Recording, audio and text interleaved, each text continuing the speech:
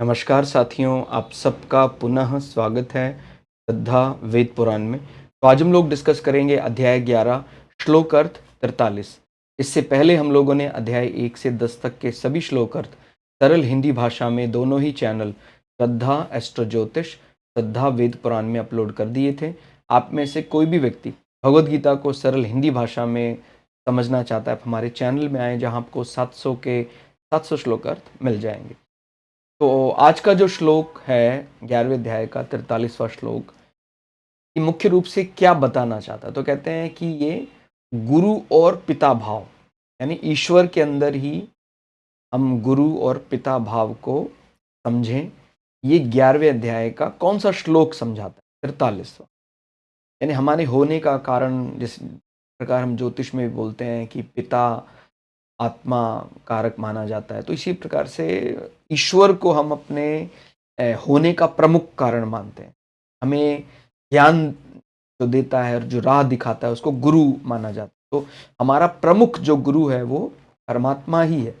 और अगर हम अच्छे से पूरे सच्चे मन से प्रकृति से मांगे तो वो हमें, जिस प्रकार से पिता हमें शेल्टर देता है, प्रोटेक्शन देता है, और गुरु हमें ज्ञान देता है, सदमार्ग दिखाता है, सही मार्ग दिखाता है, वैसे परमात्मा भी हमें आपको इस प्रकार पिता की तरह शेल्टर प्रोटेक्शन दे सकता है और गुरु की तरह सदमार्ग, आपके मन में जो भी प्रश्न है उसका सही उत्तर आपको दे सकता है। तो कहते हैं कि आप इस चराचर जगत के पिता और सबसे बड़े गुरु एवं अति पूजनीय हैं।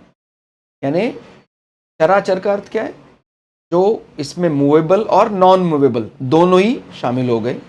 यानी जो मूव कर सकते हैं किसी भी प्रकार के जीव, और जो नहीं मूव कर सकते, इस जगत के अखिल ब्रह्मांड के 14 भुवन आदि लोक, वो सब कहते हैं जगत के पिता, सबके पिता आप ही हैं।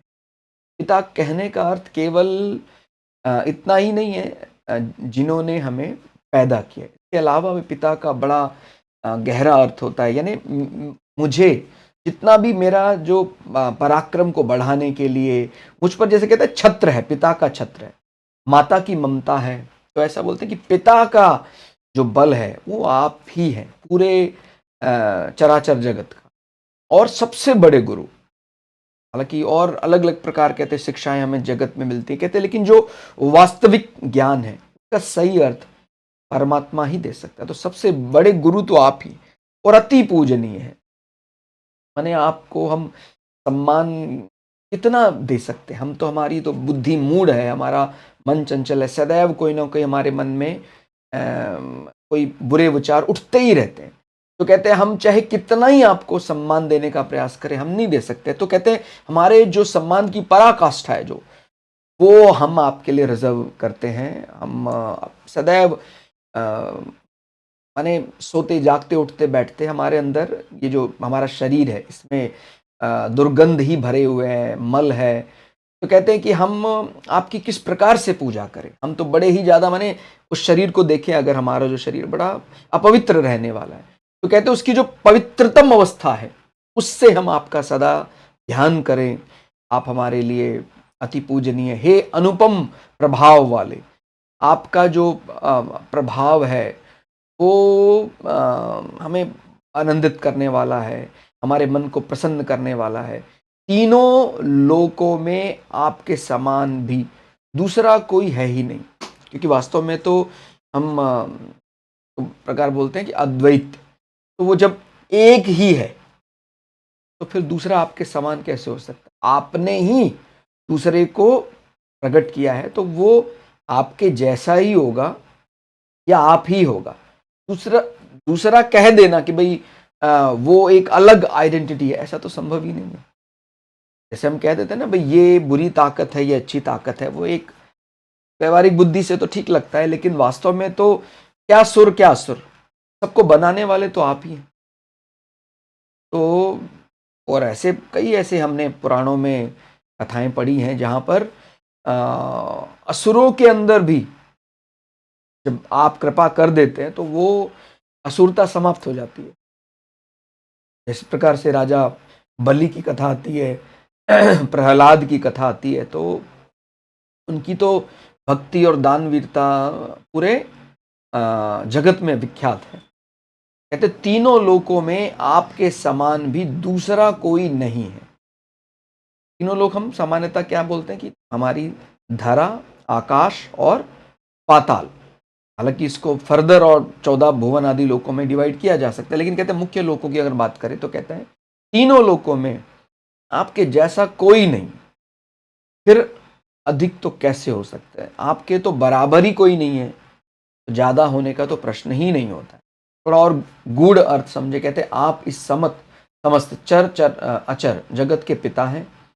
अर्जुन कहते हैं कि संसार में जो भी जीवित चलने वाले निर्जीव स्थिर पदार्थ, उन सब के मूल कारण और पालनकर्ता भगवान आप ही। माने पिता का अर्थ केवल बायोलॉजिकल फादर से नहीं है। पिता का अर्थ हमारा जो प्रोटेक्टर है, हमें शेल्टर प्रोवाइड करने वाला, तो वो वाला जो बल देता है वो आप ही हैं। इसलिए वे पूरे विश्व के पिता कहे गए। आगे कहते हैं आप सबसे बड़े गुरु हैं। जैसे गुरु शिष्य को ज्ञान देता है, वैसे ही भगवान ही समस्त ज्ञान का मुख्य या मूल स्रोत है। सारी विद्या और बुद्धि अंततः उन्हीं से आती है। आप सबसे अधिक पूजनीय हैं। अर्जुन बताते हैं कि भगवान केवल पिता और गुरु ही नहीं, बल्कि सबसे अधिक सम्मान और पूजा के योग्य हैं। आपके समान कोई दूसरा नहीं। तीनों लोकों यानी स्वर्ग यानी आकाश लोक, पृथ्वी यानी भूलोक, पाताल यानी जमीन के नीचे, कहते हैं भगवान जैसा कोई दूसरा नहीं। उनकी शक्ति, महिमा और प्रभाव अद्वितीय है। आपसे बड़ा तो कोई हो ही नहीं सकता है, यानी आपके बराबर ही नहीं हो रहा तो बड़े की बात तो बहुत दूर है। जब भगवान के समान ही कोई नहीं है तो उनसे अधिक महान और शक्तिशाली कोई कैसे हो सकता है? तो इस प्रकार से भगवान के प्रभाव को अर्जुन समझ गए, और वो हमारे लिए भी इसी प्रकार से, जब हम प्रकृति के हर बड़े रूप में भगवान के दर्शन करने लग जाते हैं, प्रकृति के बड़े से बड़े बल को भगवान का बल मानने लग जाते हैं, तो फिर हमें प्रकृति के अंदर ही स्वाभाविक रूप से पितापन का एहसास, गुरुपन का एहसास, महानतम ज्ञान का एहसास होने लग जाता। तो ऐसे ही बार बार 11वें अध्याय का 43वें श्लोक का आप अभ्यास करें और अपने मन में ज्ञान और भक्ति को और दृढ़ करें।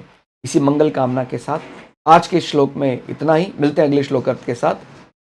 धन्यवाद।